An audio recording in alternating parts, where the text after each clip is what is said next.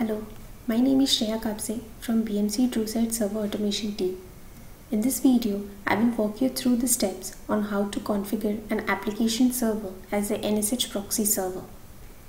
Before we begin, let's see what NSH proxy is and its use. NSH proxy is a server configured to route all the NSH traffic to the managed server. NSH proxy server can be used to restrict NSH access so that a NSH client must first authenticate itself to the TrueSight Server Automation application server before connecting to the managed system. Direct connections from the NSH client of the user's workstations will not be allowed, and all the connections to the managed server will route through the TSSA application servers only. Now let's begin with the demo of setting up a NSH proxy server on an application server. Step 1. From the TSSA console, connect to an application server and open Infrastructure Management. Right-click on the application server, which is to be configured as NSH proxy server, and select Edit. Set proxy SVC port to 9842. This port is used by the NSH proxy server. The default value of the proxy SVC port is base port plus 42. Click OK. Step 2 is to update the secure file of the application server. Log into the application server and go to the etc RSA directory. Take a backup of the secure file before making any changes. Secure file can be updated using the secadmin command. For that, invoke NSH and use the command as shown on the screen. Once the secadmin command is executed, you should see the app_server_protocol equals to SSO proxy entry in the secure file. Once this is done, restart the application server. This is how you define an application server to be the network shell proxy server. Now I have a second application server having a job plus NSH instance.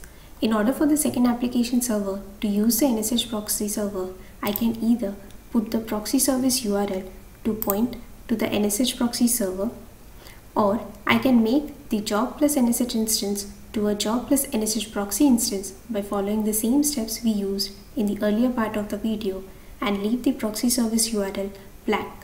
So let's say that I have 4 job servers and I have configured all 4 job servers as job plus NSH proxy. Then instead of providing any URL in the proxy service URLs, I can keep that blank. This way, each job server, since it is configured as job plus NSH proxy, it will connect to itself when it needs to initiate a NSH connection. If you are using the config server as a config plus NSH proxy server and all your config servers are behind a load balancer, then you should set the NSH proxy URLs to the virtual IP of the load balancer. The format of the proxy service URLs is as shown on the screen. If you are routing the NSH traffic only through one NSH proxy server, and if that application server goes down, all the NSH traffic would be impacted. Hence, to achieve redundancy, BMC recommends to create all the application servers as the NSH proxy server. For example, if you have a job server, make it as a job plus NSH proxy server. Same with the config server as well. In this way, you will not have to update the proxy service URLs, and all the application servers can use their own NSH proxy instances to route the NSH traffic. As you can see, I have executed a test NSH script job which is successful. In the application server logs, you should see the connection going via the BLSSO proxy, that is the NSH proxy, to the target server.